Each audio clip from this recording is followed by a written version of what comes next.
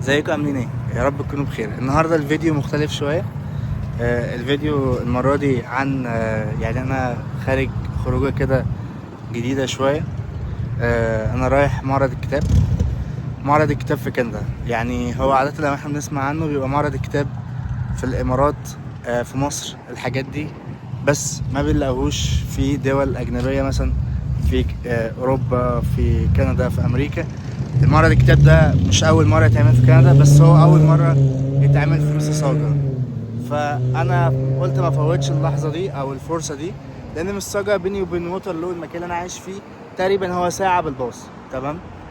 فخلينا نشوف مع بعض معرض الكتاب فيه ايه. بس هو اللي انا شفت الريفيوز اللي عليه هو ريفيوز كويسه جدا. فخلينا نشوف الكتب هي عباره فيها عن ايه وخلينا نتبسط مع بعض هناك في معرض الكتاب، وخليكم معايا. ركبت دلوقتي حاجه اسمها جو باص. حجزت التيكت امبارح اونلاين. بعد كده جيت بالتيكت قدام السواق ووريت له التيكت، طلعني. انا بقى لقيت فيه الدور التاني لان انا اول مره اركبه، فطلعت الدور التاني زي ما انتم شايفين. بصراحه الباص نضيف جدا، يعني حتى مريح في القعده بتاعته. يعني انا حسيت بصراحه لحد دلوقتي ان انا مرتاح، مفيش حاجه مضايقاني، ما حسيتش ان انا دايخ، يعني ما حسيتش في اي مشكله لحد دلوقتي، بالعكس مريح جدا. فاينالي انا اخيرا وصلت المحطه اللي في ميسيساجا. المحطه دي اسمها سكوير وان، فيها مجموعه من الباصات، فيها كل حاجه تقدر تروح لمدينه ميسيساجا. انا دلوقتي ركبت حاجه توديني لمحطه اسمها ديكس ستيشن دي عشان اركب من عندها توديني للمعرض.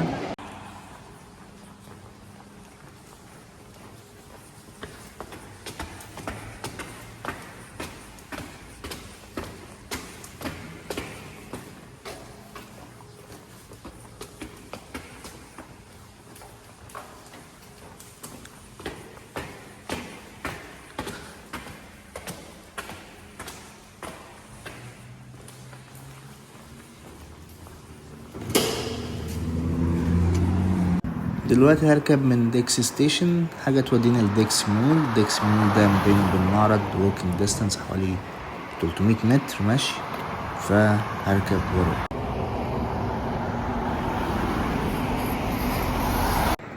طيب احنا دلوقتي وصلنا ميسيساجا.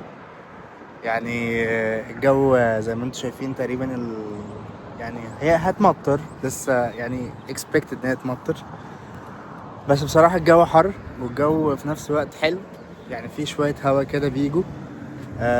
بس انا بصراحة لحد دلوقتي مبسوط. انا بس يعني جيت ازاي احكي لكم القصة واحنا ماشيين دلوقتي. انا جيت بجو باص.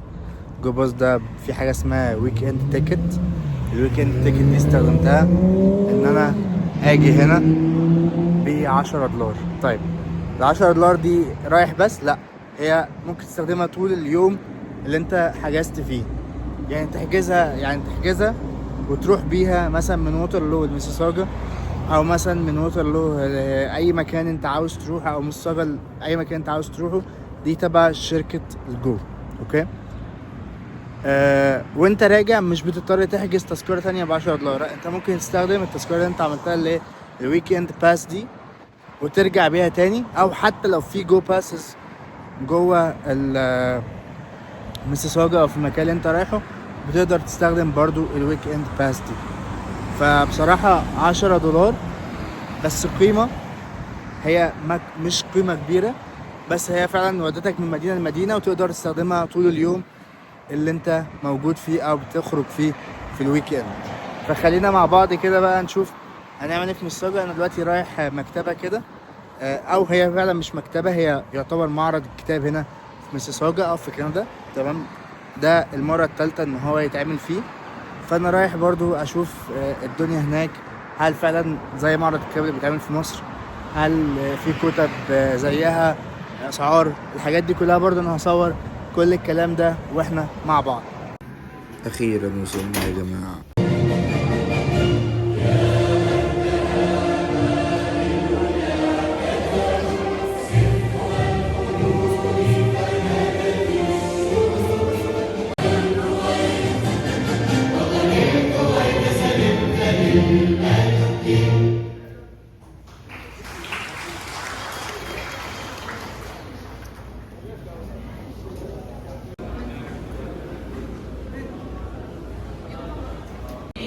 هو لحد دلوقتي انا بقالي تقريبا نص ساعه بلف، وعدد الكتب اللي معروضه مش كتير قوي لحد دلوقتي. انا مش شايف حتى حاجه جديده قوي. دي دار الشروق. المفروض يعني يبقى عندها كتب اكتر من كده، بس ما عندهاش قوي يعني. الجزائرية، وكذا الدكتور إبراهيم بن يوسف، الفنانة والكاتبة بهية كيران، السيد قاسي يونس، رئيس الجمعية التراثية. في حاجة كمان لاحظتها ان يعني المعرض مش كبير قوي بصراحة. يعني انا هحاول اصور لكم دلوقتي كده شوت كده سريع. يعني لو انتوا شايفين كده هو مش كبير قوي، يعني هو اكنه هول في معرض الكتاب في مصر تقريبا، واحدة من هولز مش كبير قوي.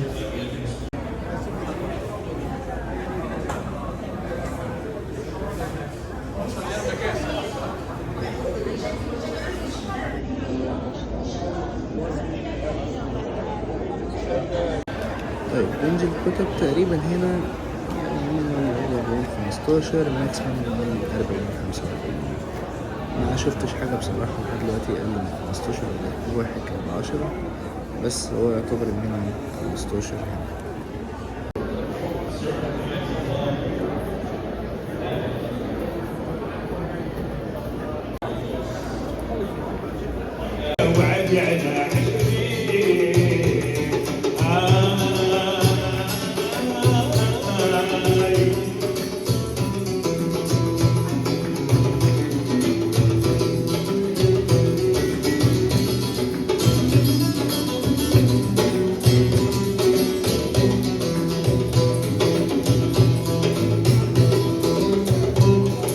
البارح شطوط الحلو واجي ذاك الغرام يجي صرف الشعور الشكرا ونلتهب الاخرين.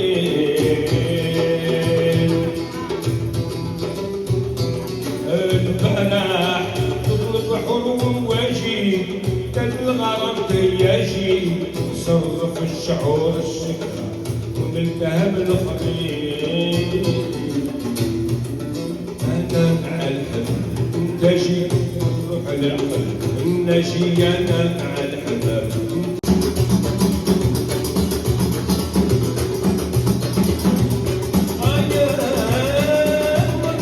يا علي يا علي مثل وصالي يا سعد يا سعد يا غالي لحظة الغزالي يا قمر يا علي يا علي لحظة الغزالي يا سعد يا سعد يا غالي يا غالي مثل وصالي سعدي يا بالعن القصد لا بقيت الله يعلم وهويتي سعدي يا بالعن القصد لا بقيت والله يعلم وهويتي.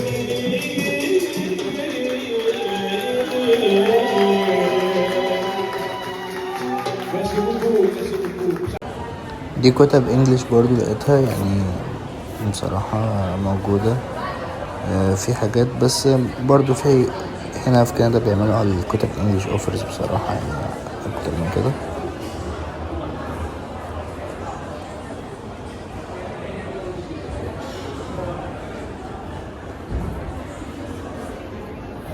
انا دلوقتي طلعت من المعرض. المعرض يعني بالنسبه لي الاكسبيرينس ما كانتش احسن حاجه. ليه؟ لان انا بالنسبه لي التنظيم ما كانش احسن حاجه. عدد الكراسي اللي كانت موجوده قليله جدا. الكتب حتى الموجوده مش كتب جديده. الاسعار برضو انا ممكن اقول متفاوته، يعني ممكن تكون الدبل ونص بالنسبه لسعر مصر، بس احنا طبعا يعني احنا في كندا، فبرضو انا ممكن اقول ان السعر يعني ما فيش كلام فيه. الموضوع صعب انك تجيب كتاب من مصر او من حتى دولة عربية لكندا، فبتدفع فلوس الشحن والحوارات دي كلها، فبرضو ده ممكن يشفع لهم يعني. بس يعني التنظيم، يعني الحاجات جوه مثلا الاكل، الحاجات دي غالية شوية. الكراسي، الحاجات اللي موجودة، الكتب الكتب اماكنها. تحس ان مش كل حاجه مثلا يعني في مصر، مثلا لو انت بصيت في معرض الكتاب في مصر طبعا مفيش مقارنه، بس مكان ضيق مقارنه طبعا بالمعارض الكتاب اللي في مصر، لان في مصر بيبقى اكيد انتوا شفتوا قبل كده حد نزل معرض الكتاب مساحه كبيره. هنا المساحه اصغر شويه وده طبيعي. دلوقتي انا رايح يعني لقيت جنب المعرض الكتاب كده بحر، فقلت اروح اشوف ايه الدنيا هناك في البحر ده. بس احنا ماشيين كده في وسط غابة. بس الجو جميل، يعني الجو النهاردة حلو، حتى انا قلع الجاكيت لان الجو تقريبا درجة الحرارة 20 which is يعني دي حاجة كويسة. برضو انا عاوز اكمل الكلام بتاعي. المعرض ما كانش اسوأ حاجة في الدنيا، بس طبعا تكلفة الايجارات هنا، القاعات والحاجات دي برضو بتبقى غالية شوية، فممكن برضو اقول ان هم ما بيبقوا عاوزين يجيبوا اسعار الحاجات دي من الكتب اللي هيبيعوها. الحاجات انها تيجي مش اسهل حاجة.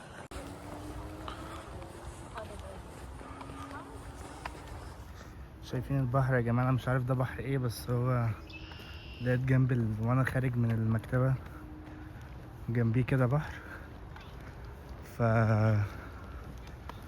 فبصراحة قلت اجي اشوفه. المنظر رهيب رهيب بجد، رهيب مع صوت المية. انا بجد مستمتع جدا دلوقتي، يعني انا مش عاوز اتحرك من هنا خالص يعني.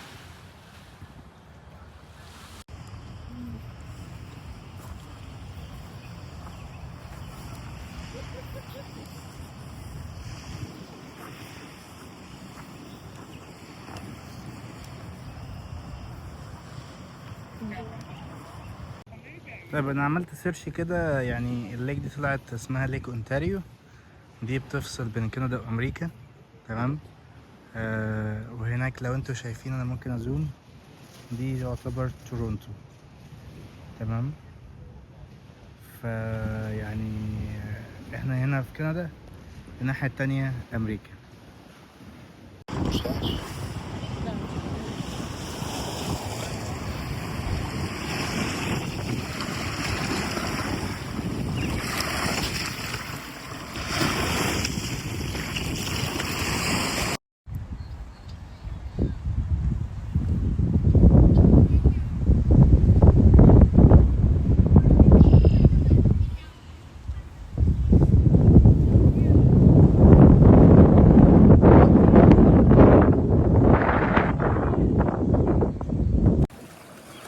بصراحة المنظر رهيب رهيب رهيب رهيب جدا يعني. انا بصراحة مش عاوز امشي، بس الفكرة جوعت، فمحتاج اروح اتغدى بقى في مكان.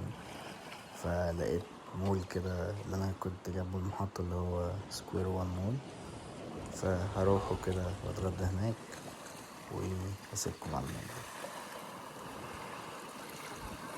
طيب انا دلوقتي خلصت معرض الكتاب وركبت اوبر وداني مول اسمه سكوير وان.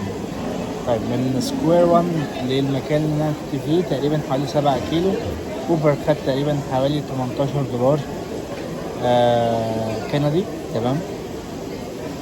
فجيت سكوير وان عشان انا كنت عاوز اتغدى وعاوز اشوف بقى اشتري لبس، اشتري اي حاجه. فدخلت هنا الفود كورت او بيسموها الفود سنترال. بصراحه في فرايتيز رهيبه رهيبه من الاكل، حلال وفي اكل تشاينيز وفي اكل مكسيكو، في حاجات كتيرة قوي قوي بجد. يعني انا مبهور قوي بصراحه.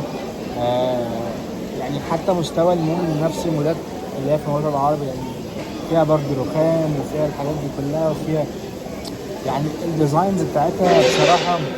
مع ان من ساعه ما جيت كندا كنت بحس ان المولات الديزاينز بتاعتها فقيره شويه، بس لا المول ده حلو يعني. انا هحاول اصور لكم كده شوتس، لان الناس هنا الدنيا زحمه عشان اجازه، احنا في ويك اند، فبس يعني هحاول اصور لكم شوتس كده على قد ما اقدر واوريكم المول قد ايه هو نضيف وقد ايه هو حلو. هيعجبكم يعني الدنيا فيه. خليكم معايا كده، هتغدى ونمشي مع بعض. يا جماعة كده نهاية الفلوج بتاعنا. احنا دلوقتي هنروح نركب جو باص اللي هيرجعنا تاني من ميسيساجا لوترلو، فخليكم معانا يعني. Prochain arrêt, Aaron Mills Transitway Station.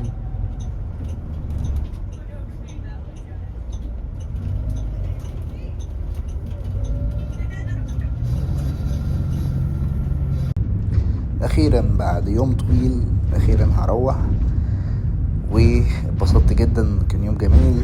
اشوفكم الفيديوز الجايه يا شباب، ويعني احاول على قد ما اقدر اظبط الفيديوز اكتر، اعمل مغامرات اكتر، نخرج اكتر الفتره الجايه ان شاء الله. فخليكم معايا عشان تشوفوا كل جديد.